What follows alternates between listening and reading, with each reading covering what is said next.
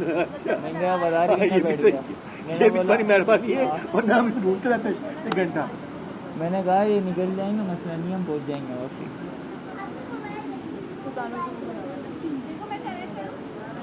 नहीं वो कर रहे हैं, वो कर रहे हैं।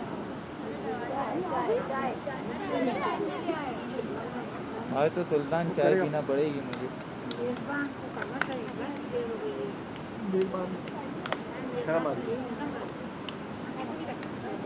फैसल भाई